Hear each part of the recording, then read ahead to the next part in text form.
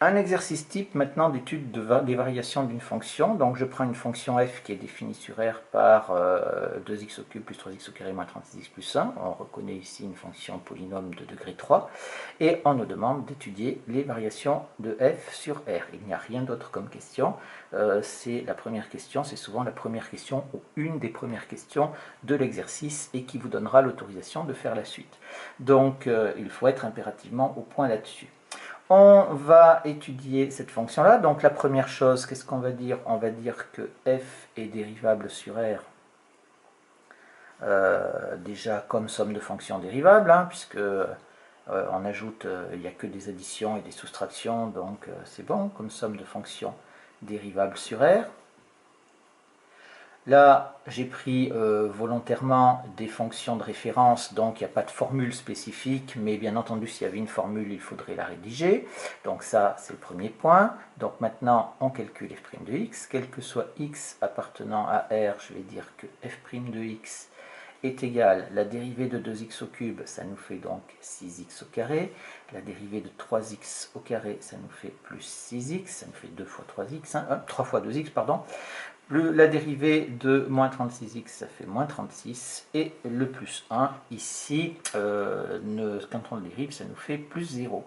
Et donc, ici, on a un trinôme du second degré. Donc maintenant, on a calculé la dérivée. Et maintenant, on va marquer étude du signe de f' de x. Comme c'est un trinôme du second degré, donc ici, c'est un trinôme du second degré, donc, qu'est-ce qu'on va faire? Eh bien, on sait que pour étudier le signe d'un trinôme du second degré, il faut calculer delta, qui est égal à b au carré moins 4ac. On le calcule, égal, et on obtient, après calcul, on obtient 900. 900, c'est le carré de 30, donc c'est bien pratique. Donc, c'est positif. Il y a donc deux racines. Il y a deux racines. Je vais prendre donc x1 est égal à moins b moins racine carrée de delta sur 2a, ce qui nous fait moins b, ça nous fait moins 6, moins racine carrée de delta, ça nous fait moins 30, sur 2a, c'est-à-dire sur 12, et là on va obtenir est égal à, ça nous fait 36, moins 36 sur 12, ça fait moins 3, et x2 qui est égal donc à moins b plus racine carrée de delta sur 2a, ce qui nous fait donc moins 6 plus 30 cette fois-ci sur 12, et ça, ça nous fait est égal à 2. Donc on a nos deux racines, mais maintenant il nous faut le signe. Donc qu'est-ce qu'on va dire? On va dire maintenant le trinôme f' de x, le trinôme f' de x, et du signe de a, qui vaut, alors A c'est donc ici c'est 6, de A égale 6, donc c'est positif, à l'extérieur des racines.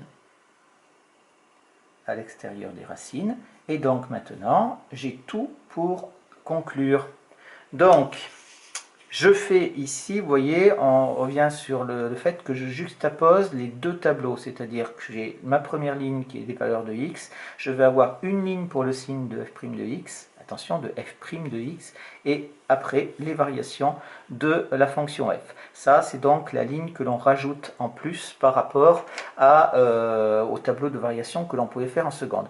Attention, ici, le signe de f' de x, je n'ai qu'une ligne parce que j'ai une étude directe, parce que j'ai un trinôme du second degré, mais bien entendu, il pourrait y avoir plusieurs lignes, c'est-à-dire un tableau de signes, vous savez très bien qu'il peut y avoir plusieurs lignes dans le tableau de signes. Alors, les valeurs qui interviennent, ce sont moins 3 et 2, on n'oublie pas de les mettre dans l'ordre. Ici, ce sont les valeurs qui annulent la fonction dérivée. On a dit que le trinôme était du signe de A, donc positif à l'extérieur des racines. On a donc la fonction dérivée qui est positive là et qui est négative là. Donc maintenant, qu'est-ce qu'on fait? On applique la propriété fondamentale qui dit que si la fonction dérivée est positive, alors la fonction f est strictement croissante, et si elle est négative, alors la fonction est strictement décroissante. Donc ici, on va avoir une fonction qui qui va être ici strictement croissante parce que la dérivée est positive. Là, sur l'intervalle moins 3, 2, la fonction, elle va être strictement décroissante ici. Et enfin, sur l'intervalle 2 plus l'infini, la fonction va être strictement croissante. Voilà donc les variations.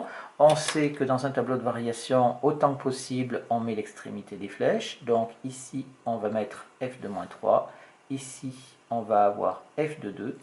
Ça, c'est donc les choses que vous êtes capable de mettre au niveau de la classe de première. Et si vous comprenez bien que ici ça descend, là vous verrez, si vous tracez la courbe représentative sur la calculatrice, ici on aurait moins l'infini et ici plus l'infini. Mais ces deux valeurs, ce n'est pas au programme de la classe de première, vous verrez ça en classe de terminale.